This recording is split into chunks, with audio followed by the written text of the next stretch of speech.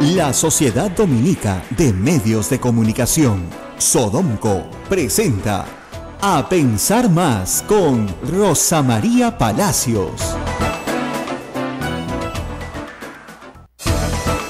8 en punto de la mañana, amigos, muy buenos días y bienvenidos. Esto es A Pensar Más con Rosa María Palacios, hoy miércoles 20 de septiembre del año 2017. Rosa María. Muy buenos días a todos y por supuesto todos preocupados, evidentemente por lo sucedido en México y porque todavía hay mucha gente desaparecida que está siendo buscada. A estas horas han sido buscados toda la noche entre los escombros de muchas estructuras derrumbadas, tanto en Ciudad de México como en Morelos, donde ha sido el epicentro en realidad, y en Puebla. Y, por supuesto, como siempre, sacar las lecciones que nos tocan, porque nosotros estamos también dentro de lo que se llama el Círculo de Fuego del Pacífico, es decir, en todo el área sísmica del Pacífico, que es la misma que afecta a México. Y sacar algunas lecciones sobre la base del conocimiento y no de la ignorancia, por favor. Porque yo siempre digo, no mata el terremoto, mata la ignorancia. No mata la pobreza, mata la ignorancia. Entonces, muchas personas dicen, ¿por qué en México se pueden predecir los terremotos un minuto antes? No hay ninguna predicción de ningún terremoto, ¿ok? Lo que hay es un sensor que permite que una de las ondas por la vía electrónica viaje más rápido que la otra. El primer sensor se puso en el año 91, 92, después del trágico terremoto del 85. ¿Por qué sucede esto? ¿Por qué viajan tan rápido? Porque México, Ciudad de México, está construido, a ver, como la canción dice, como la ranchera dice, sobre una laguna. Entonces la onda viaja muy rápidamente. Es como si usted hubiera construido Lima sobre los pantanos de Villa, más o menos, ¿ok? Se puede, claro que se puede, pero son condiciones especiales. Y dos, porque México está en el equivalente, imagínense ustedes, a Arequipa, y los terremotos son normalmente en el Pacífico. Entonces tienes 300, 400 kilómetros de diferencia entre el lugar donde se produce el epicentro y el lugar donde sientes el terremoto, ¿ok? Entonces eso te permite, por la vía electrónica de estos pequeños sensores, lanzar una rapidísima alerta que estos sensores leen, se comunican entre ellos y dicen, ya, este viene de 8. ¿Te das cuenta? Porque no te prenden las alarmas para uno pues de 5 grados, te prenden uno para un terremoto, ¿ya? Entonces, se prenden las alarmas. Si tienes suerte, tienes 45 segundos, a veces 30. Ayer no tuvieron ni 5 segundos, sí, porque el epicentro fue a 100 kilómetros, menos de 100 kilómetros de Ciudad de México. Prácticamente debajo de ellos. Exactamente. Y Ciudad de México es una ciudad para que ustedes hagan una idea, ¿ya? En un momento, no sé si es exacto hoy, pero en un momento Ciudad de México tenía la población del Perú. O sea, todo el Perú metido en Ciudad de México. En un momento nosotros teníamos 24 millones y ellos tenían 24 millones hace varios años. Creo que ahora ellos han quedado como en 28 millones, pero tienen casi la población del Perú, en una ciudad extensísima. Y claro, originalmente cuando llegó Cortés, digamos, no la fundaron sobre el Zócalo, no está fundado en la parte acuosa, si quieres, pero luego la ciudad se extendió sobre estas lagunas que se unían, ¿no es cierto?, alrededor de lo que hoy es el Zócalo en México. Entonces es una zona con un acuífero muy complicado. Ahora, lo que más mata en los terremotos mexicanos no es ni la ignorancia ni la pobreza, es la corrupción. ¿Por qué? Porque en el año 85, la mayor parte de los edificios que se cayeron eran edificios públicos, donde se habían robado el cemento, se habían robado el fierro, se habían robado. Entonces, claro, el edificio se cae. Porque tú puedes construir sobre un acuífero, pero tienes que tener unas normas técnicas muy estrictas y cumplirlas para que no se te caiga el edificio. Miren, en el año 85 fue tan grave el terremoto que hasta el día de hoy no hay un conteo oficial de muertos. El Estado dice que fueron como 3.900, la Cruz Roja cree que son 10.000. No pudieron ni siquiera contarlos, porque lo que hubieron fue cientos de desaparecidos. Y cosas que pasaron, que están pasando ahorita impresionantes. No sé si te acuerdas, tú eras muy chiquito del 85, sí. Se cayó la maternidad.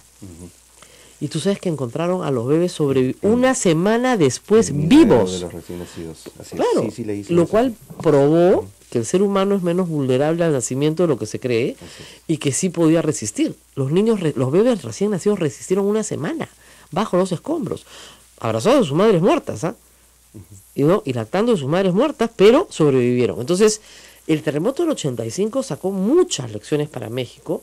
Comenzaron a buscar esta idea de poder darle una alerta antes.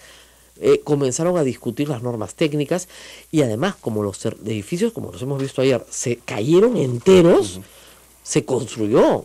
Y si ustedes ven ayer las tomas aéreas de Ciudad de México, hay edificios modernísimos a los que no les ha pasado nada. ¿Por qué? Porque no ha entrado la corrupción. Miren, la corrupción mata.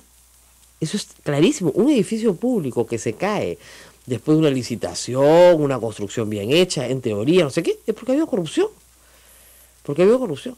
Hay 3 elementos fundamentales. Uno es el suelo. Mal suelo, que tenemos en Lima, La Molina, por ejemplo. Suelos arenosos, pésimo. Suelos con buena roca, buenos. Ese es el primer factor. México es un suelo de agua, fatal. ¿Ya? Entonces, primer factor es el suelo.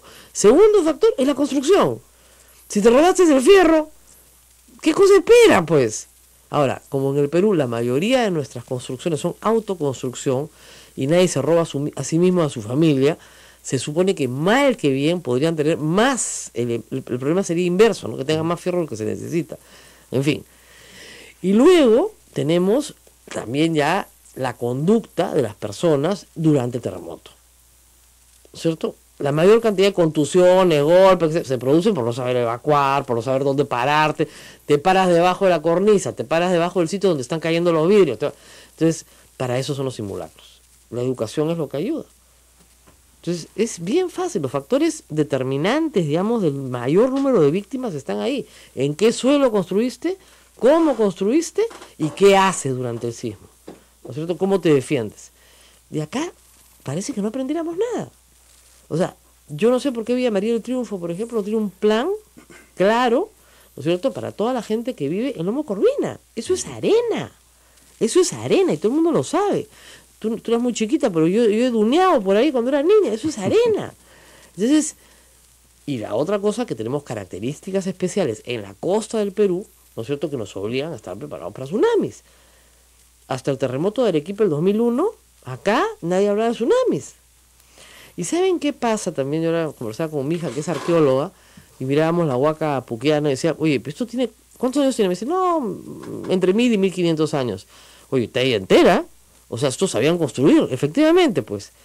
Pero transmitir la sabiduría de generación en generación es complicado. ¿Por qué? Porque estos eventos, se supone, uno de gran magnitud, lo vas a tener una vez en tu vida, donde estás parado, ¿no? Claro. O sea, acá en Lima, una vez en tu vida. Entonces, ¿cómo transmites esa sabiduría a la siguiente generación? Muy lento. Entonces, cuando ya llega, bueno, ya pues, ¿no es cierto?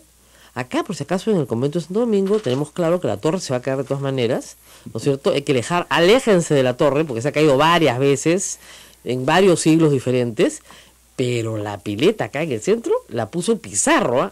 Así que yo corro y me abrazo ahí con Abel, con Ismael, todos abrazados de la... Con tu teléfono en la mano para seguir transmitiendo. Para seguir eso sí, todo por el teléfono y con mensaje SMS para no saturar las líneas y todo lo demás. Pero eso es lo que hay que hacer. Entonces, sí, hay lecciones que aprender, hay lecciones que sacar. Ahora, acá no sé cómo vamos a... Hay tantas puertas en este convento que no sé cómo vamos a hacer, ¿eh? Que Santa Rosita nos ilumine, porque todas van a estar cerradas. Pero de verdad, este es el convento de las 1000 puertas, así que, bueno, como todo buen convento, ¿no? Además hay puertas secretas, puertas que se abren, puertas... acá podríamos hacer un peliculón, ¿no? Pero de verdad, esto está lleno de puertas. Ya todos se ríen, ¿no? Abre la puerta, saca, patea para acá. Pero en la calle ni hablar, se nos cae el correo encima. No. Vámonos para el patio. En el patio tenemos azulejos que no se han caído en 400 años. Yo me pego a la pared como azulejo. Me adhiero. Ahí. ¿Ya? No, y además recuerda que hubo un especialista que dijo que este lugar específicamente es bastante resistente, ¿no? Ese es súper resistente. ¿Sí? Este es como es, a ver, estamos formados por roca aluvional que viene del río, Rímac. Entonces nuestro suelo es muy bueno. Pero hay suelos malos, hay suelos buenos, hay buena construcción en mal suelo, no le va a pasar nada. Magnífica construcción en buen suelo, no pasa nada. Pésima construcción en pésimo suelo, te va a pasar algo. Y como decía el ingeniero Curoigua, lo que te mata no es el terremoto, ¿eh? Es la casa. O sea, claro, pues el terremoto, tú estás en el campo, te paras, pues se abre la tierra, saltas para un costado, no pasa nada. Ya, pues si tú estás en una casa y te cae una pared encima, eso es lo que te mata. Y como yo decía, la ignorancia y la pobreza. Entonces no repitan tonterías, ¿ya? Los terremotos todavía no se pueden predecir. Los avances que se están haciendo en la Universidad Católica, como dicen, son auspiciosos, son ciencia, pero son eso, es una investigación científica en marcha, todavía muy incipiente, con sus avances y sus retrocesos. Se está tratando de establecer un sistema para la Bahía de Lima, que de repente no es replicable en todas partes, o para todo el Perú. Entonces están trabajando en eso, y todos los países del mundo están trabajando en eso, ¿no? Japón sí tiene sensores en todo Japón. A veces le sirven, a veces no le sirven. En Lima, para las características de Lima, porque nuestros terremotos más fuertes son en el mar. El epicentro está en la frotación de las placas. Ahí, la plaquita se mueve, cric, cric, y pucha, que es un terremotazo, ¿ok? Sitio peligroso, Callao, por supuesto. Y todos los puertos del Perú. Punta Bombón, en el año 2001, hubo un tsunami, en Camaná hubo un tsunami. El mayor número de muertos del terremoto del 2001 viene del tsunami. Y ayer tuve que revisar, ustedes no habían ni nacido, pues sí, nuestro invitado que está allá con nosotros, el doctor Pedro Cateriano y yo, sí lo vivimos. El terremoto del 70, en realidad no fue aquí el epicentro, fue en Ancash, pero sí lo sentimos, fue un tremendo terremoto. Pero el terremoto del 7.4 fue de grado 8.1. ¿Dónde fue el epicentro? En Lima. En Lima. Y hubieron más de 120 muertos. Y se cayó buena parte de Barranco, Chorrillos, Barrios Altos, o sea, y La Molina. La escuela naval se cayó toditita, pero así entera, ¡pum! Felizmente no había colegio ese día. Eso es lo que fue, salvó miles de vidas. Porque era el día de la Revolución Peruana, 3 de octubre, y gracias a Dios era feriado. Y la otra cuestión fue que el terremoto del 66, ahí yo sí era una niña y ya el señor Cateriano iba al colegio, y era una bebé, ese fue de 8 y 8.1. O sea, fueron súper terremotos, ¿ya? Entonces, desde ahí hasta la fecha, nada. Lo que ustedes sintieron de Pisco fue en Pisco, que está a 250 kilómetros de Lima. Pero terremoto con epicentro en la costa de la bahía de la provincia de Lima, no tenemos del año 74. O sea que va a venir. Ese es el famoso silencio sísmico. O sea, va a venir de todas maneras, pues, porque tiene que venir, ¿no? Pero estamos esperando. Ahora tenemos que ir a Chimbote, porque, bueno, lo de Chinecas, pues tampoco puede pasar desapercibido, ¿no es cierto? Acusando a Kenji de que es un traidor y qué sé yo. No. Ni Yesenia Ponce haciendo autocrítica comunista, ¿no? Diciendo mi lideresa. Acá hay un tema. Ese proyecto tiene problemas en el orden regional y está bajo competencia regional. ¿Y por qué? Porque lamentablemente las autoridades de Ancash han pasado por varios procesos de corrupción, ¿ok? Entonces, lo que se pedía era que el proyecto pase al gobierno central a través de algún ministerio, se termine de ejecutar y que luego retorne a la competencia del gobierno regional. Para hacerlo, esa era la idea, ¿ya? Y simple y llanamente no se ha hecho. Y Keiko Fujimori en esto no está diciendo la verdad, porque dice, nosotros tenemos un proyecto desde abril. No, tiene un proyecto desde abril, pero no para hacer lo que yo estoy diciendo, para reconformar el directorio, es otra cosa. Y además, si tanto les importa Chinecas, si va a Chinecas, si tienen 71 votos, ¿por qué no aprobaron el proyecto? ¿No?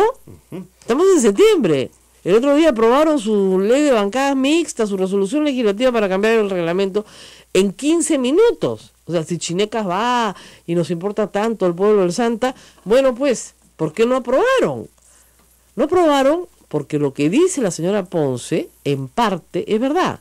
Yo no creo que ella nunca se haya reunido con Keiko Fujimori, porque Keiko Fujimori no se reúne con nadie que no sea de su entorno íntimo. Pero sí tienen que haberle mandado a decir, ese proyecto no lo presentas o ese proyecto no va, ¿no es cierto? Estamos en comunicación con la alcaldesa justamente de la Municipalidad Provincial del Santa, la señora Amelia Espinosa García. Y es que hay fujimoristas que han sido declarados traidores de Ancash, personas no gratas, y específicamente Keiko Fujimori entre ellos, y esta información es destacada por la página de Radio Santo Domingo RS. Así es, Keiko Fujimori y los congresistas del Santa del Fujimorismo. Vamos a conversar con la alcaldesa. Señora Amelia Espinosa, muy buenos días. ¿Cómo está usted, Rosa María? Gusto poder saludarla por el hilo telefónico.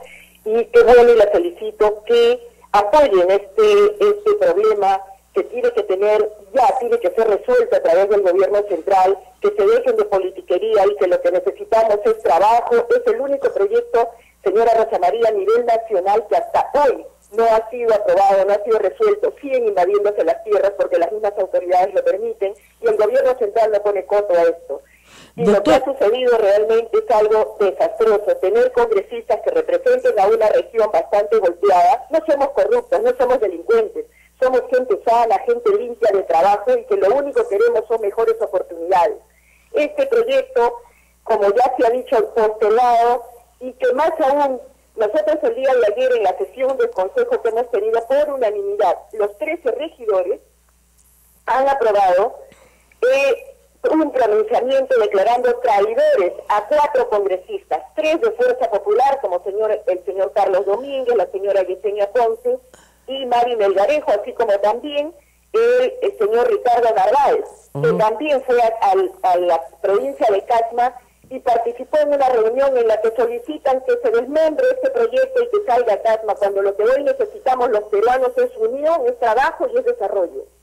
Nada más Chinecas, el CAS es por Casma, ¿no? Entonces, ¿cómo va a sacar de Chinecas a Casma? Proyecto especial Chinecas, porque es Chimbote, Mepeña y Casma. Así es. Pueblos que estamos juntos, que necesitamos desarrollarnos, que necesitamos oportunidades de trabajo. Señora Rosa María, nuestra gente se muere de hambre en este momento. Luego del también fenómeno del niño costero, que ha golpeado a muchísimos ciudadanos de nuestra zona como de muchas zonas del país, necesitamos que el gobierno central ponga mano en esto. Hay 2 iniciativas por lo que conocemos. Una, que se recomponga el directorio, otra con algunas personas, con algunas instituciones representativas y que sumemos a este proyecto, pero lamentablemente por intereses, como ya se vio, no, lamentablemente hechos bochornosos y tendrá que responder tanto en el Pleno como jurídicamente la señora Yesenia Ponce y quienes estén involucrados, con realmente situaciones que denigran a nuestra región, y lo que queremos es que se nos mire de manera diferente, que se nos mire con muchas ganas de trabajar juntos por el país, y acá todas las autoridades estamos unidas. Lamentablemente los congresistas han demostrado lo contrario. Ahora, ¿usted no le cree a Keiko Fujimori cuando dice que niega categóricamente que su persona o el partido se opongan al desarrollo de Chinecas? Mire usted, con mucho respeto a la señora Keiko Fujimori, si fuera así, se hubiera pronunciado de inmediato cuando ha salido estos famosos audios, y por lo que conocemos aquí van a salir muchos más, no solamente de la señora Yesenia Ponce, sino también de los demás congresistas. Qué pena, pero lo que nosotros necesitaríamos es que se plasme en realidad, que en el Congreso, que tienen mayoría y que ellos en este momento están tomando disposiciones por bancada, obviamente que lo demuestren con hechos. Nosotros queremos resultados. El día de hoy, señora Rosa María, nosotros estamos izando la bandera a media asta en señal de rechazo y estamos haciendo también un lavado de banderas en nuestra ciudad. Nosotros queremos realmente no ser un problema, queremos ser una oportunidad, queremos aliarnos con todos aquellos que luchen por el Perú, que luchen por nuestra provincia del Santo y por nuestra región Anca, que está, como le hemos manifestado, y todos alcaldesa, solamente para tener una idea general, porque ustedes saben que nos escuchan en todo el Perú, ¿en qué estado de avance está el proyecto Chinecas? Es decir, ¿en qué estado de avance está el proyecto? ¿Cuánto se ha hecho? ¿Cuánto falta?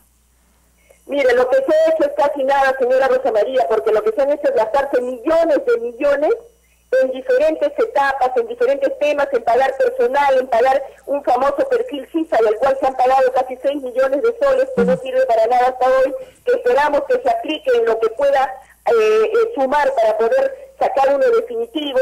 Lo que nosotros necesitamos son resultados, pero si el gobierno no pone mano, si las autoridades a nivel nacional, porque nosotros aquí poco o nada sin recursos podemos hacer. Es más, no tenemos recursos para nada, ni siquiera dentro de este fenómeno del niño hemos tenido ayuda por parte del gobierno. Entonces, en este ámbito nosotros lo que necesitamos, señora Rosa María, y le vamos a agradecer enormemente que nos ayude a que podamos sumar todos y que se resuelva este problema, que tengamos la oportunidad de tener un proyecto agroexportador y que permita que nuestra gente tenga trabajo y que podamos vivir con calidad. Muy bien, señora alcaldesa, simplemente para tener una idea de presupuesto, ¿cuál es el presupuesto de la obra de Chinecas?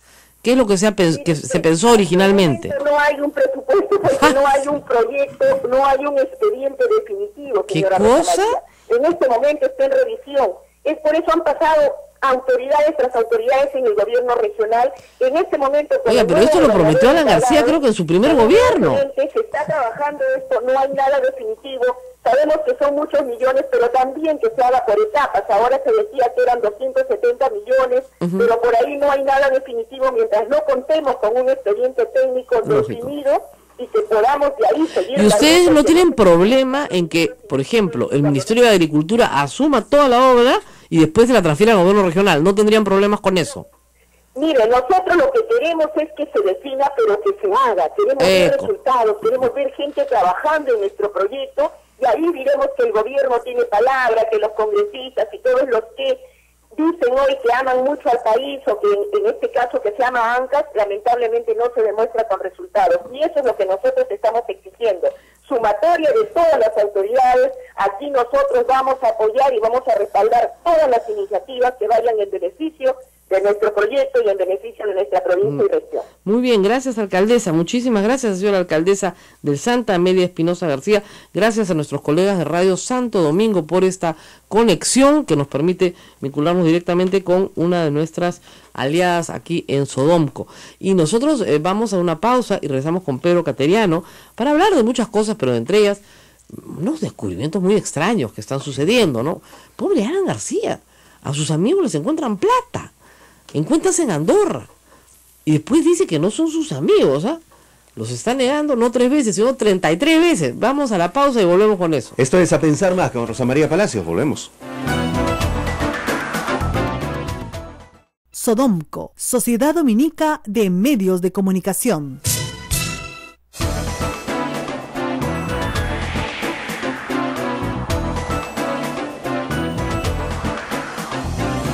8 de la mañana, 24 minutos. Continuamos. Esto es A Pensar Más en Sodomco, Radio Santa Rosa en Lima, Radio Santo Domingo RS de Chimbote, Radio San Martín Arequipa, Radio Veritas RTV Cusco, Radio Cepagua Ucayali, Radio Quillabamba La Convención y Radio Madre de Dios en Puerto Maldonado, en vivo, en AM, FM y en línea también. Y también, por supuesto, en Facebook Live, nos pueden seguir todos. Pedro Cateriano está conmigo, muchas gracias por estar con nosotros. Buenos días, Rosa María. Bueno, el público clama la segunda parte del caso García. Se está vendiendo ya la segunda edición, ¿eh? Pero ¿hay una segunda parte en marcha sobre el caso García? Bueno, en primer lugar estamos viendo con estupor cómo es una crónica que no tiene fin, pero curiosamente utilizando siempre las mismas argucias, técnicas, estrategia de confusión, ¿no? Alan García, que es tan ágil, tan rápido en sus respuestas en el Twitter cuando se trata de adversarios y aparece una transferencia bancaria, no duda en referirse los ladrones, los coimeros, los sobornados, los corruptos. Pero cuando se trata de una persona de su absoluta confianza, que ha sido su colaborador durante 3 años, que no era un experto en la materia, creo que era inclusive egresado de la Universidad de las Peruanas y con una condena, salen con la misma respuesta, que investigue el Ministerio Público porque es una responsabilidad individual, y cuando acorralas a un parlamentario aprista en una entrevista periodística dice, bueno, no está inscrito en el APRA.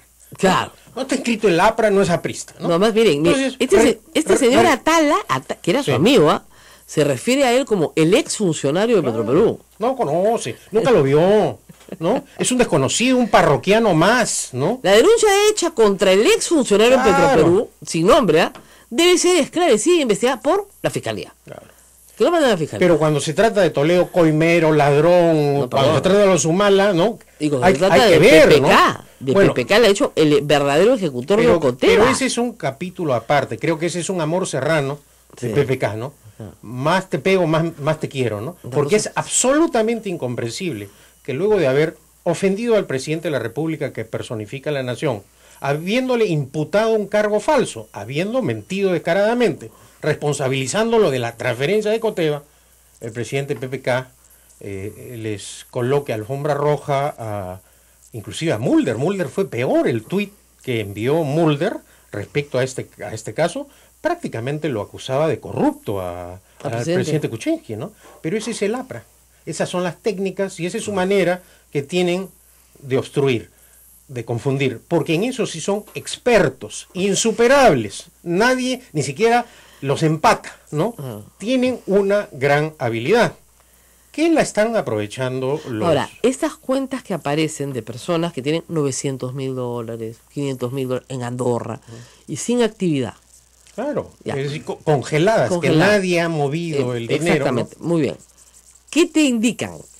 Bueno, una modalidad, ¿no? Una modalidad que lamentablemente... Como dice la policía, ¿no? En la modalidad de la monra, Claro, ¿eh? Que se trepa por la modalidad. Que curiosamente nuestros fiscales, ¿No ven? cuando tienen a las personas enfrente involucradas, no les preguntan, ¿no? No preguntan, por ejemplo, ¿no? Al señor Barata, ¿financió usted o financió Odebrecht la campaña presidencial que en la que el pueblo peruano religió a Alan García? 2006, ¿No? Claro. O solamente financió Odebrecht a los adversarios, Bien raro, ¿no? ¿no? ¿Financia o financió Odebrecht candidaturas parlamentarias? ¿No? ¿Verdad? Ese es un tema que ha pasado, pero así casi por... Coladito, ¿no? Sí. Nunca un fiscal le ha preguntado a ningún funcionario ejecutivo de Odebrecht si han financiado campañas parlamentarias, ¿no? El escandaloso caso del fiscal que viajó al Brasil, Claro. y que luego que Marcelo Odebrecht dice que financió la campaña de Keiko Fujimori y la del APRA y guarda silencio, no repregunta. Entonces, con esa clase de fiscales, ciertamente, y lamentablemente en más de una oportunidad yo lo he aseverado, los casos de corrupción se averiguan gracias a la acción de los jueces y fiscales extranjeros, no de los nacionales, y eso creo que es absolutamente lamentable. Ahora, el caso García, el libro, prueba para una generación, eso es transmitir conocimiento de generación en generación, que no lo sabía, que a Alan García el Congreso de la República lo acusó ante el Poder Judicial con suficiente prueba para, digamos, señalar que había un enriquecimiento ilícito probado, y que si se salvó fue por el golpe de Fujimori, en parte, y porque el Poder Judicial simple y llanamente lo tenía completamente controlado. ¿Tú crees que hoy sigue teniendo el Poder Judicial controlado, o por lo menos la Fiscalía controlada? No lo sé, pero en todo caso sí tiene influencias, ¿no? Y esta es una magnífica oportunidad para que precisamente la Fiscalía y el Poder Judicial se reivindiquen. Tú tocas, por ejemplo, el tema de la actuación anterior de García. En el caso de García hubo más evidencias y pruebas que los que involucran ahora a Toledo, es decir, hubo el pago del soborno de Siragusa, depositado en la cuenta del Barclays Bank de Gran Caimán, que era de Sanati, y luego ese dinero fue transferido al Perú para comprar Radio 1160, es decir, Canal 13. Eso no lo digo yo, lo aseveraron la fiscal Nelly Calderón, ex fiscal suprema, y el vocal instructor Hugo Sibina en su informe, absolutamente probado. Pero como el Poder Judicial tampoco en ese entonces, como lo establecía la anterior Constitución, puede condenar en ausencia, el tema prescribió, porque en ese entonces el plazo de prescripción era muy breve, ¿no? Ahora, ¿qué teníamos? La confesión de Siragusa. Sí, ante un fiscal italiano. Así es, las cuentas en el Barclays Bank, números de cuentas, o sea, no estamos inventando, estaban las cuentas. El famoso fax de puño y letra, que después se convierte, que se sabe que es de puño y letra, a la secretaria de Sanati. La confesión de Sanati. Pero además, en el dictamen de Nelly Calderón, en el caso del avión, coloca el número de matrícula del avión. Así es. ¿No? Luego teníamos también el testimonio de la secretaria que dice que efectivamente recibe ese fax, que es enviado por Alan García, que el peritaje señala que es de puño y letra de Alan García, donde reclama su dinero. Luego tenemos el testimonio de Sanati, aun cuando cae el fujimorismo, Sanati se retracta y luego muere.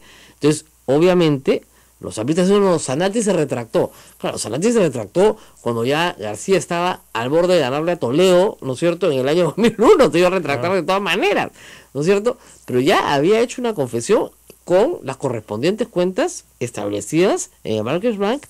¿Por qué? Porque Sanati se benefició el dólar MUC. Claro que sí. Entonces le está haciendo un favorcito a su amigo, como Maiman se lo hace a Toledo. La modalidad es la misma. Es la misma. Podemos reemplazar en lugar de Maiman, Zanatti. Claro. En lugar de Ecoteva, Toledo, claro. García. En lugar de Ecoteva, 1160. Claro, era la misma ¿No? historia. Y, así, y se hizo la operación. Y se llegó a comprar Canal Y bueno, 13, Canal Global. Y fue un juez extranjero también, Derek Scofield, quien en primera instancia levantó el secreto bancario de la cuenta. Y se le descubrió otro milloncito de dólares que pasó piola, porque nunca se ha hecho referencia al origen de... Porque en esa cuenta más o menos movió 6 millones de dólares de ese entonces, De ese entonces, que era que mucho, vendría a ser más o menos, ¿cuánto ahora? 25, 30. ¿No? Era Es decir, más o menos también el mismo porcentaje que Toledo. ¿no? claro, claro, claro. Pero esas comparaciones no se suelen hacer, Rosa María. No, que se van a hacer. Y no se hacen, si no se hacen ni desde el gobierno ni desde el Congreso, ¿desde dónde se van a hacer? Y si te das cuenta, ayer ni siquiera los periodistas han ido a indagar quién es Atala, dónde está Atala. El Ministerio Público, que siempre es ágil para ¿Otras cosas? otras cosas, no ha sacado ningún pronunciamiento. Pero El después señor fiscal de la Nación tampoco se ha pronunciado sobre el caso de Atala. El fiscal que tiene en sus manos el expediente de Odebrecht ha guardado silencio absoluto. Sí, y esos fiscales que son iracundos cuando se trata de otras personas. Claro. Porque hay que ser claros, en una democracia la ley se debe aplicar de manera igual para todos. Ahora, acá- no como en las dictaduras, casi igual para todos. Claro, casi igual para todos. Tenemos el caso de Ollanta y Nadine Heredia, tienen ya más de 2 meses presos, sin acusación fiscal, nadie los ha acusado de nada, solamente porque hay un potencial peligro de fuga, según el señor Concepción Carguancho, y, Richard Concepción Carguancho, y el fiscal Juárez y su superior, el fiscal Vela. Los humanas se van a fugar de todas maneras, hay que tenerlos en el hueco. Entonces están metidos una en Chorrillos, el otro En unas la Diócesis. condiciones carcelarias muy duras, ¿ah? ¿Ah, sí? Sí, sí, en unas condiciones carcelarias, porque no obstante que no existe la acusación fiscal, le han aplicado unas condiciones carcelarias duras en base a la denuncia penal que se ha formulado, ¿no? ¿Qué? Sí, sí. Pero si no hay acusación fiscal. Bueno, No hay régimen penitenciario. esa es la realidad, ¿no? Ahora, qué esto no es defender a los Humala, No, como, ya sé, pero ¿quién como es? ya lo he dicho en más de una oportunidad. ¿quién está detrás La de esto? imputación es grave. Claro. Es grave y se tiene que aclarar. Así es. Y si han robado, merecen Castigo. la prisión y serán la vergüenza nacional como lo es en este momento Alejandro Toledo. Claro. Pero eso se debe ver en un proceso respetando el procedimiento que establece la ley. En el caso de los Humala hay dos temas. ¿Hubo peligro de fuga o no lo hubo? Cuando la señora Heredia viajó a Suiza, muchos de sus adversarios sentenciaron, se fugó, ya no regresa. Nunca vuelve. Y regresó. No obstante haber retornado al país, el fiscal y el juez consideraron que había riesgo de fuga. Y en el tema de la detención preventiva, lo que se ventilaba era eso. Claro. No si son culpables o No, y inocentes, lo terrible es que sino te si metan- había riesgo de que fuga. te ¿no? metan preso porque tus 2 hijas se fueron a hacer un curso a Chicago. Y hoy día, ya que tocas el tema de los hijos, la señora Heredia solamente puede ver a sus hijos cada 15 días, precisamente por el rigor de la detención. Pero si la visita es semanal. ¿no? Cada 15 días. Semanalmente creo que ven al padre, ¿no? Al expresidente Humala. Solo pueden ver a su madre cada 15 días. Bueno, también sobre este tema Qué bárbaro. es comprensible el silencio del defensor del pueblo, ¿no? Bueno, si lo puso el Fujimorismo, porque... Pero en fin, esa es la situación. Miren, ¿no? ¿saben qué pasa? Yo les digo una cosa, yo y el señor Cateriano tenemos muchos años mirando la política peruana. Él ha sido parte, yo mirona nomás. Todo se paga, todo se devuelve. O sea, si a ti te quitan a tus hijos y no lo puedes ver sino cada 15 días, créanme que eso la va a convertir a Nadine Heredia en una candidata potencial en una elección donde va a destruir a sus enemigos. O sea, todo se paga. El hijito menor ¿tiene derecho a ver a su madre o no tiene derecho? ¿Por qué si no hay ni siquiera acusación fiscal, no puede visitar a su madre? No, le han quitado incluso la visita del hijo menor. El de 7 años no lo puede ver. Nunca. Nunca. Eso la gente no lo sabe, pero sería bueno que lo sepa, ¿no? O sea, el niño no puede ver a su madre. Las hijas que tienen más de 13 años, más de 10 años, sí te permiten verlas. ¿Y cuál es el argumento para...? Porque que ella es una delincuente y que le hace daño al niño. Claro, pues. Y es su madre, ¿eh? Pero no la puede ver porque supuestamente es una delincuente feroz, entonces le hace daño al niño, entonces le quitan la posibilidad de ver a su hijo, verlo, ¿eh? Puede de vez en cuando hablar por teléfono con él, pero no puede verlo. Entonces son condiciones duras, ¿eh? O sea, son condiciones de reos temibles, ¿te das cuenta? Claro. Feroces, ¿no? Que se aplican a condenados o procesados, o siquiera procesados. Estos no están procesados. Entonces, ni siquiera ha empezado el proceso. Ahora, antes de irnos a la pausa, decir que ayer la fiscalía se coronó, ¿no? Y denunció a la señora que está usando cannabis medicinal para parar las convulsiones a su hija de 4 años, ¿ya? Y la denunció de tráfico ilícito de drogas. ¿Ya? Esa es la fiscalía que tenemos, pues, o sea, Blancanélida resucitó. O sea, ¿cómo puedes formular denuncia por tráfico ilícito de drogas a una madre que está tratando de pararle las convulsiones a su hijo con cannabis medicinal? Felizmente el doctor Nagasaki ha aceptado la defensa de la señora, lo hará muy bien. No hay lucro, no hay dolo. ¿Cuál es el tráfico? Es que no pueden ser tan brutos, de verdad. Y Alberto Belaúnde alertado colocando la denuncia a la señora que lidera el movimiento, es una ONG que han formado, que se llama Buscando Esperanza, y salió a marchar a las calles y se identificó y dijo que sí, que necesita cannabis para que su hijo no convulsione, pues. ¿Ustedes qué no harían para que su hijo no convulsione? ¿Qué no haría una madre? Bueno, tráfico ilícito de drogas, a la cana, y bajo estas normas, seguramente ni siquiera va a poder ver a su hijo. Es increíble, no sé qué cosa les está pasando en la cabeza. Esa es la justicia que tenemos. Entonces, ya, yo creo que no hay lavado de activos, siempre lo he dicho, en el financiamiento de campaña. En el financiamiento ilegal de la campaña, No yo coincido creo. contigo. Y va a llegar a la Suprema y ustedes van a ver que la Suprema me va a dar razón, porque la ley no dice eso. Cuando la ley diga eso, bestial, pero no lo dice. Ahora.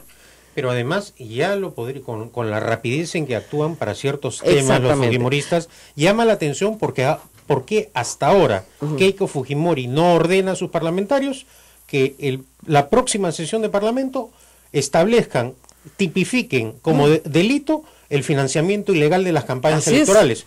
Ella que guarda silencio en muchos casos, claro, y que ordena a sus parlamentarios que persigan a la gente, ¿por qué no ordena de una vez? ¿Por qué ella, que tiene el poder en el Parlamento, no determina que el financiamiento ilegal será un delito en el Perú? Así es. ¿Por qué no? ¿Por qué no? Esa es la gran pregunta. Claro, ¿por qué no lo hace, pues? Porque además ella sabe que ella no va a ir a la cárcel si es que no es delito.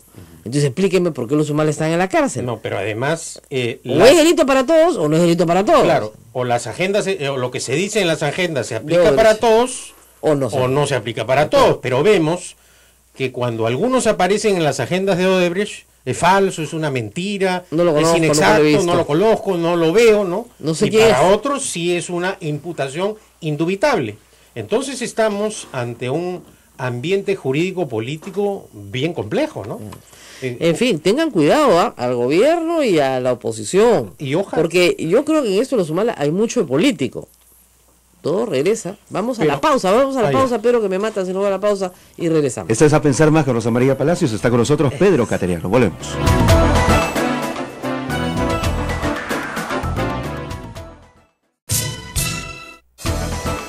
Son las 8 de la mañana, 45 minutos. Está con nosotros Pedro Cateriano en cabina. Rosa María, continuamos. Esto es A Pensar Más. Bueno, acá hay muchas intervenciones del público. Dicen, esta es la fiscalía. Es una C, una G. Para eso sí son machitos, ¿no? Pero para investigar a Alan García y Keiko Fujimori se orinan de miedo, corruptos de... Está un poco indignado ese señor Gastón. Es que, bueno, esa es la sensación. A la señora del cannabis presa, a los otros presos, todo el mundo preso. ¿Y Alan García, Keiko Fujimori? Nada. Por ejemplo, ni siquiera la Fiscalía ha pedido una medida restrictiva para el caso de Keiko Fujimori.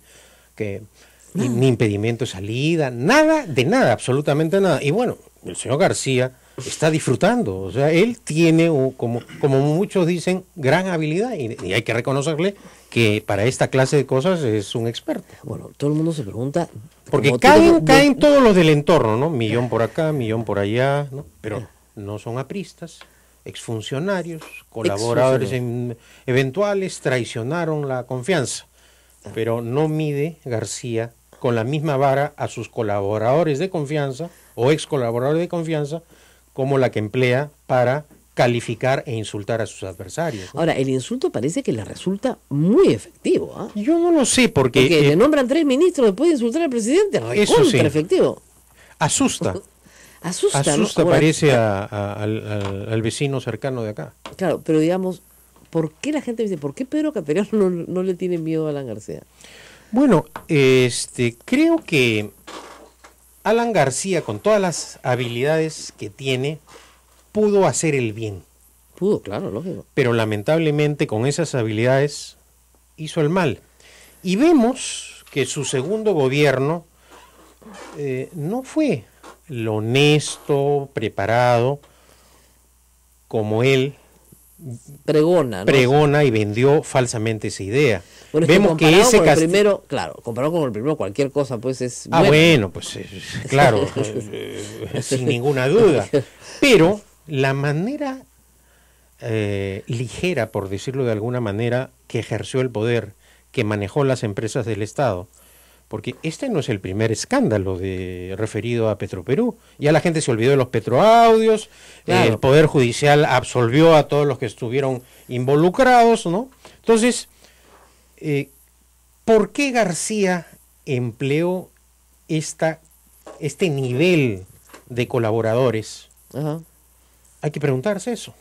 Bueno, porque eran de su confianza, pues. Porque eran de su confianza para obtener beneficios ilícitos. Ahora, hay que hablar la otra estrategia del APRA. Otra de las cosas que el APRA hace, y lo ha hecho conmigo, o sea que yo soy en esto, tengo que ser honesta con ustedes, es, si tú eres un enemigo, te arma una comisión investigadora en el Congreso, sin ninguna duda. Te acusa en la Fiscalía y te empapela 6 años, ¿ya? O 2 o 4, lo que dure. O sea, te hace gastar plata y te fría la paciencia. Obviamente te absuelven al final.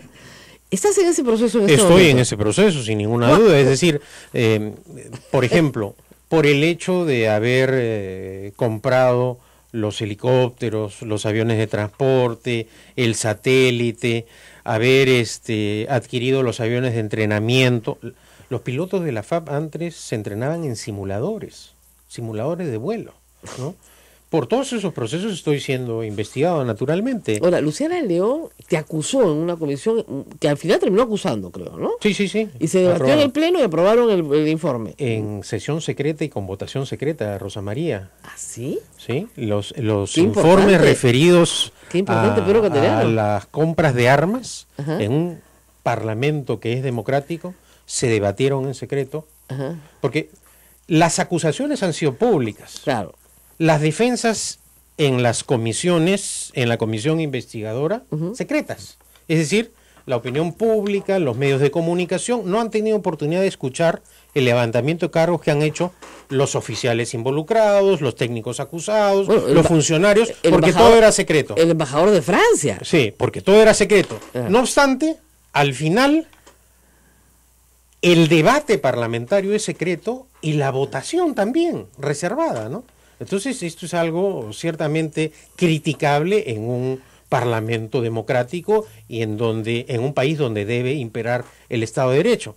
Confío naturalmente en que en la Fiscalía se aclaren las cosas, tal como viene aconteciendo. Bueno, le salió un ministro respondón a Alan García, Bruno Yufra, le acaba de decir, usted está desinformado. Están hablando del metro de Lima. La línea 2 destrabada exigiendo coeficientes, está hablando de los coeficientes que necesitan para los terremotos, ¿ya?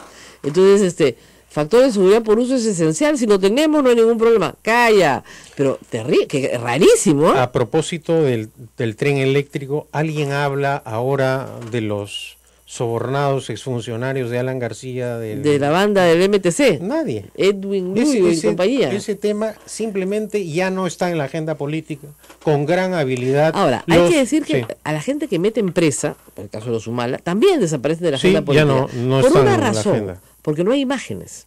Y los periodistas necesitamos imágenes, necesitamos fotos, necesitamos videos, necesitamos algo, ¿no? Y como no hay imágenes, desaparecen.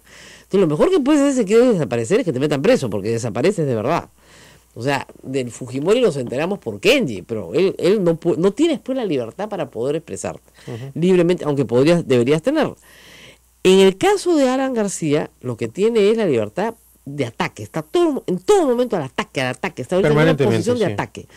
Pero no te han denunciado por difamación por el libro. No, el libro lo publiqué el año 94 pues, y a lo largo de estos años nunca recibí ninguna denuncia o sea, penal. nadie te ha dicho que es falso. Ni siquiera te han procesado. En absoluto. Ya, pero sí por el satélite, por todo lo demás. Sí. ¿Y esos juicios dónde están ahora? Que dicho sea de paso, por ejemplo, el satélite ha sido auditado, la compra del satélite, en 2 oportunidades. Una a mi solicitud y otra a pedido del actual gobierno por el efímero exministro de Defensa. O sea, con 2 pronunciamientos, con 2 auditorías realizadas por técnicos de la Contraloría y de la OSI. No obstante, la comisión dice que incurrí en colusión ilegal y negociación incompatible por haberme reunido con el ministro de Defensa de Francia y con el embajador de Francia. Que ahora es el canciller de Francia, por si acaso. O sea, que es un corrupto con el señor Cateriano, el canciller de Francia. Igualmente en el caso de la compra de los aviones de Italia y de los helicópteros rusos. Por todas las compras he sido acusado en el Parlamento, porque al final se trató de eso, al peso la acusación, ¿no? Ahora, esa acusación ya se aprobó y se mandó a la Fiscalía, donde se archivará. Confío que se archive, y además Becerril, en el caso del audio ilegal, como no encontró nada, dijo que el año 2013, como ministro de Defensa, a lo largo de todo el año solo había percibido 16.000 soles, es decir, no consideró mi sueldo de ministro de Defensa, que además, porque la ley lo obliga, los ministros no solamente presentamos la declaración ante la SUNAT, sino que publicamos nuestra declaración jurada en la Contraloría, en el portal de la Contraloría y en el Diario Oficial del Peruano. O sea, no tenía cómo no encontrarla. Cómo no encontrarla, ¿no? Pero de pura mala fe mandó. Ahora, es curioso, ¿no?, el uso que hacen los fujimoristas y apristas de los audios. Cuando se tratan de adversarios, aseveran, ¿no? Y lo usan persiguiendo a través del Ministerio Público y Poder Judicial. Cuando se trata de la señora Keiko Fujimori, en donde la congresista de sus filas, Yesenia Ponce, no ha negado lo que ha dicho, simplemente ha pedido perdón, ¿no? Que en un momento de frustración, dijo, aseveran que es mentira, y el gran experto en audios, Klimper, también asevera y sale y dice que es una mentira, ¿no? Entonces, vemos cómo el fujiaprismo hace investigaciones selectivas, acusaciones selectivas. ¿Tú crees que hay un pacto de facto entre ambos grupos? Yo lo que creo es que hay una alianza política de cohabitación que rinde frutos hace tiempo. El APRA pone la vocería, porque creo que no hay 2 parlamentarios de Fuerza Popular que articulen una idea, un planteamiento ideológico, una propuesta legislativa. No. Entonces, la vocería la desempeñan Mulder y Velázquez Gesquén en menor grado, porque es obvia la diferencia, y los votos los pone Fuerza Popular. Entonces, en base a esa alianza, operan. Y claro, siempre queda Jorge el Castillo, que es el bueno de la película, lo cual prueba que el APRA utiliza muy bien la escopeta de 2 cañones. Pero en todo caso, esta cohabitación política, que creo que es la peor herencia que le ha dejado Alan García al APRA, ¿no es cierto?, terminar de aliado de un partido legatario de la dictadura más corrupta de nuestra historia republicana, la que encabezaron Fujimori y Montesinos, sea el APRA de hoy, el furgón de cola del fujimorismo, ¿no? Se especuló que te podían ofrecer el premierato. No, fue una simple especulación periodística. También recibía una cantidad de mensajes, de tweets, ¿no? Claro. Pero no sé qué se le puede haber pasado por la cabeza al presidente de la República, ¿no? Porque si quería hacer un cambio de gabinete tan amable, en donde la presidenta del Consejo de Ministros, en su primera declaración pública, pide perdón al fujimorismo, sale Bruce a decir que el presidente no da órdenes de confrontar, ¿no? ¿Por qué no hizo un cambio? Claro. Sin necesidad de enviar a Zavala a plantear la cuestión de confianza. O sea, ahí hay algo muy raro. Claro, la ¿no? cuestión de confianza, tú eres profesor de Derecho Constitucional, yo soy aficionada, pero me encanta. Evidentemente, la cuestión de confianza se hace cuando tú quieres ponerle freno al abuso del Congreso. Exacto. Para eso existe. Exacto. ¿Ya? Entonces tú dices, acá me planto y yo le pongo freno. Es más, dio un mensaje a la nación y dijo que era para eso, para defender sus políticas, para que ni un ministro más, a mí no me tocan el ministro, ya, perfecto, ya. Y como tú dices, 48 horas después, tenemos un gabinete donde Idelbestre trabajó con el APRA. D'Alessio, entiendo que tiene algún grado de amistad con Alan García. No sé si tú tienes esa información. No tengo esa información. Pero algún grado, no lo sé. En todo caso, tiene un problema con los ex profesores de la Universidad Católica que está bien documentado, ¿no? Lo están acusando de ser servidumbre. Creo que no llegó a la Comandancia General de la Marina, algo así, pero Algo así. no sé si fue en la época de García. Y el señor Mentiría. Enrique Mendoza. Bueno, Enrique Mendoza dicen que ha sido compañero de universidad de Alan García, ¿no? ¿De San Marcos probablemente? ¿O del, Bueno, no sabemos. Pero acá, ¿qué cosa es lo que ocurre? Al final, lo que dijo el presidente Kuczynski no ocurrió. Claro. Es decir, tenemos un ministro de Educación ahora que es crítico, fue un permanente crítico de la gestión de Saavedra, de la ministra que acaba de caer, por más que diga lo contrario, que ha empezado su gestión con declaraciones en un tema sensible y que merece prender las luces de la autonomía universitaria, en donde hay tantos intereses creados en el Parlamento. O sea, la cantidad de universidades privadas que tienen parlamentarios en el Congreso, ojo. Entonces, no genera una buena sensación. Tiene un texto editorial publicado en el Comercio donde dice claramente que se opone a la gestión de la SUNEDU y que se opone a que esté dentro del Ministerio de Educación, que no quiere regresar a la Asamblea Nacional de Rectores, pero que lo que hay ahora no está bien, no está de acuerdo. Que coincide con la agenda política del APRA y del fujimorismo también. Ojo, que no hay que olvidarse de Fidel Ramírez y de Joaquín Ramírez, el gran colaborador, que ya tampoco el tema de Joaquín Ramírez está en la agenda, ¿no? Ahora, y este tema es importante, el de Joaquín Ramírez, ¿no? ¿Por qué razón? Fuerza Popular acusa, investiga a los adversarios, ¿no? Pero el caso de Joaquín Ramírez, ¿por qué no ha ido al Parlamento? Porque Keiko Fujimori le dio la orden a Luz Salgado que ese tema no ingrese. Porque en el Parlamento se levanta el secreto bancario con gran facilidad. Hoy día podríamos saber los estados de cuenta bancarios del señor Joaquín Ramírez. Y gracias a Keiko Fujimori, el pueblo no los conoce. Entonces, ¿por qué protege de esta manera Keiko Fujimori a Joaquín Ramírez? Y de otro lado vemos que el ritmo en el cual, o la velocidad en la que se viene desarrollando las investigaciones a Joaquín Ramírez en el Ministerio Público y en el Poder Judicial son lentísimas. Lento. Pausa y volvemos. No se muevan, regresamos.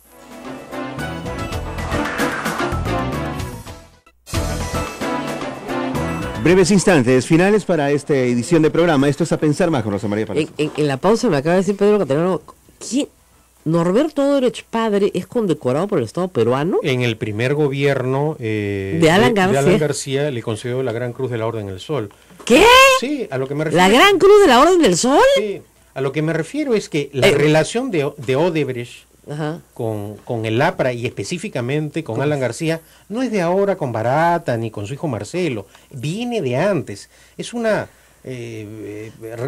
vinculación pétrea, sólida. Entonces, claro, a veces, porque de otro lado, ni los tíos ni Norberto Odebrecht están procesados, porque ya están retirados de la empresa. Pero la relación de García es con los grandotes de la empresa, con los viejos. Con los que establecieron la técnica, por decirlo de alguna manera, con los ideólogos de Odebrecht. Porque Marcelo Odebrecht dice, yo me encontré con esto muy desordenado. Porque el papá tenía unas personas pues que ofrecían la coima, y él, como venía pues de buenas universidades, dijo, vamos a estructurarlo. Entonces vamos a hacer una gerencia con escalafones, ¿no? El chico empeñoso decidió organizar su departamento de coimas bien profesional, corporativamente. Mira, ¿no? Rosa María. Es alucinante. Yo lo menciono en el caso García, ¿no? El tema de Odebrecht. O sea, Ustedes ya saben se que sabía eso. yo me quedé viruela porque para presentar su libro, me lo leí todo pues con detenimiento y de repente llevo una nota de pie de página que habla del caso Chinecas. Chinecas 94, donde a Odebrecht se le había pagado una cantidad y que se tiene que honrar ese pago después cuando en el 90, perdón, no era Chinecas, era Olmos creo, ¿no? Era Olmos.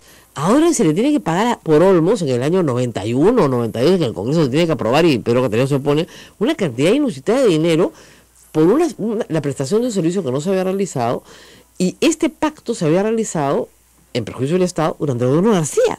Y lo dice el libro, Odebrecht, que ya está acusada con 12 empresas en Brasil por coimas de campaña. Está en el libro. Desde la época de Collor de Mello. De la época de Collor de Mello. Y nadie los procesó. Ahora, ¿qué pasó en Brasil? Se le tuvo un grupo de jueces valientes y fiscales valientes y policía valiente que decidieron acabar con la corrupción, tomando el caso de Petrobras y de ahí avanzar sobre todas las constructoras brasileras. Y claro, quitaron... pero cuando tú mencionas el tema a García, él contesta, no, reuniones protocolares, eran Perdón, ¿por qué le da encuentros circunstanciales, ¿no?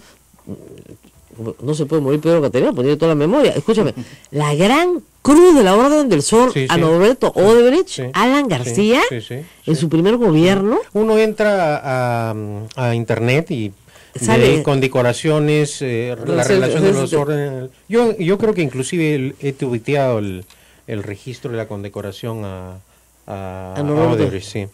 Ahora, qué bárbaro. ¿Por qué ahora no es la modalidad que ha empleado García? No, ya es otra, pues. Porque no la iba a repetir, pues ya él estaba curado del espanto de lo que le pasó con Siragusa y con Zanatti. Es decir, García, no lo digo yo, en su testimonio Siragusa claro. Se lo contó al fiscal Vittorio Parayo. Él directamente le pidió el soborno, la contribución. Además le decía, ¿cómo era? Que Benito Craxi recibía el presidente. Bettino Craxi recibía más plata, pues. Tienes que darme como a Benitino, le decía. Tienen que darme como a Benitino. Bueno, y en el caso de Zanatti, lo dijo en una entrevista televisiva. Entonces, esa modalidad de pedir directamente un soborno, no la iba a repetir, pues, sin ninguna duda. Por eso es importante que jueces y fiscales interroguen bien, que sus preguntas se formulen con conocimiento de causa. Ahora, no quieren hablar, los de la banda del MTC que están presos ya. Que dijeron que iban a colaborar, ¿no? Y al día siguiente nada, porque obviamente mudos, porque ahí es la omerta, abres la boca y manca tu familia. Como dices, si comiste menú en la casa del pueblo, te quedas bien callado. Tienes que escoger pinche o mantilla. Ya está. Bueno, ese caso es curioso, ya que tocas tú el tema de Mantilla. Claro. A Mantilla se le descubrió una cuenta en el Banco UBS, sucursal de Miami, por más de $6 millones. Vivía en una pobreza. Y Mantilla, luego que salió de la cárcel, siguió viviendo, como tú dices, en su misma casa, con su mismo ritmo de vida. No obstante, durante todo ese periodo transfería $30,000, $40,000 mensuales. $6 millones del primer gobierno, es decir, claro. 20, 25 millones de dólares actuales, ¿no? Claro.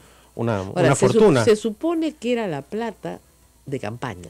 Es decir, el fondo de campaña que se utilizaba para... Pero fíjate, Mantilla dijo que ese dinero lo habían dado partidos políticos amigos del APRA. Y luego esas agrupaciones políticas desmintieron a Mantilla. O sea que el origen de esos fondos nunca se probó. No.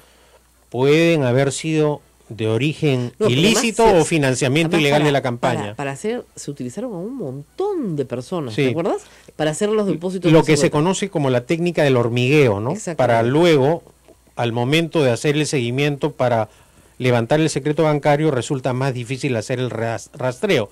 Pero ahora es más fácil porque, a diferencia de esa época, hoy existe la tecnología en la informática y eso se puede rastrear muy fácilmente, ¿no? Claro.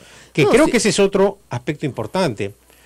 para esta clase de investigaciones se requiere un soporte tecnológico importante que no sé si la Fiscalía lo estará empleando, ¿no? No, que la unidad de inteligencia financiera tendría que tener un peso mayor, porque si lo tiene... Bueno, ese es tendría que otro punto, la unidad de inteligencia financiera debería tener la capacidad para supervisar también a las cooperativas, y es algo que no pasa en el Congreso, porque Keiko Fujimori frena también ese proyecto de ley, ¿no? Ese es un reclamo, esa es una iniciativa que la presentamos nosotros. Claro, porque las cooperativas están fuera del control de la CBS. Y pues parece que son, según por ejemplo, y este es un tema que preocupa al gobierno de los Estados Unidos, porque considera que en muchas cooperativas se hace lavado de activos, ¿no? Así es, y nada. Y no pasa nada. Y no pasa nada. Bueno, muy bien, muchísimas gracias a Pedro Caterino por venir a conversar con nosotros de política. El segundo libro vendrá algún día, ¿no? Todo se ríe. Bueno. Y es que yo lo convencí de reeditar el primero tal cual. Sí. Le ayudemos a algo, ¿no? Y dice Augusto Álvarez que está temblando el convento porque estás acá. Sí. Ha llamado. Tiembla el convento de Santo Domingo. Ahorita. No es para tanto. No es para tanto. Estamos bajo la protección de acá de Santa Rosa. Pero lo de la condecoración a Roberto Odebrecht en el grado de Gran Cruz, esa bien escondidita se la tenía en su primer gobierno. En su primer gobierno. Y habría que preguntarle por qué lo condecoró. ¡Eso! No, hubo un cerro, contratos con Odebrecht en su primer gobierno. O sea, son viejos conocidos. Sí. Yo me acuerdo que el primer problema que tuvimos en el Parlamento, recién llegados el año 90, fue un crédito suplementario para pagarle a Odebrecht. Ese fue el primer incidente. Claro. Sí. Imagínate. Ha estado siempre presente en nuestra historia y nunca nos dimos cuenta. Muy bien, gracias a Pedro Cateriano. Nos vamos a despedir. Nosotros regresamos, por supuesto, mañana. Ustedes pueden escuchar ese programa en todas las modalidades posibles y en breve. Lo más rápido posible. Apenas y para lo cuelgue. Listo. Muchas gracias. Nos vemos. Chao, chao. Fue el 23 de julio de 90.